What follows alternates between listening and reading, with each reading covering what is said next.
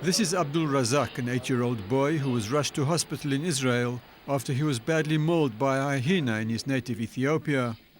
His father, Alawi, said that he was lucky to be alive because the wild animal had already killed 6 people and badly wounded 18 others. But Abdul Razak had lost an ear, an eye and half his skull in the attack, and doctors in Addis Ababa were at a loss how to treat him. Abdul Razak's predicament came to the notice of Amir Yarchi, CEO of Friends of the Western Galilee Hospital in Nahariya. I called the director of the hospital and I said, this is really a unique and special story. If we can provide help to this kid, I think we should do it. Yarchi set in motion a life-saving multinational humanitarian mission which enabled the ailing Muslim child to come to Israel. Here at the hospital, Abdul Razak underwent a series of complicated operations to stabilize his condition. A CT scan revealed that he had also lost a piece of his jawbone, making it impossible for him to eat or speak. They took a bone from the ribs and transplanted it to the jaw. They used a very novel technique. From then, they used a 3D printer. They actually printed by plastic the jaw and what is missing. And by that, they measured exactly the part that they had to take from the rib. The hospital staff had difficulty in communicating with the patient because Abdul Razak and his father speak an Ethiopian language that is unknown to anyone in Israel. But a solution was found. Here we see Alawi and a nurse conversing on the telephone by way of a translator that was organized by the health ministry. The nurse was telling him that his son is healing fast and that they will soon be able to return home to Ethiopia.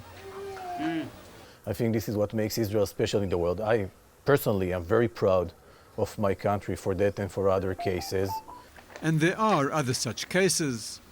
In the same hospital room as the Ethiopian patient, we found 3 young Syrian girls who are casualties of the ongoing civil war in their country. The youngest was just 3 years old. They were brought to the hospital in very serious condition and are now on the road to full recovery.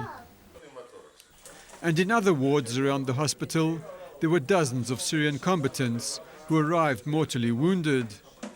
Most of them were admitted because of penetrating head injury, meaning either shrapnel or blast or a gunshot wounds.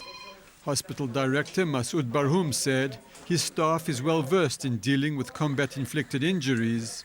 The bigger difficulty, he said, was the emotional issue. Most of them, they came to this hospital, entered this hospital without any conscience.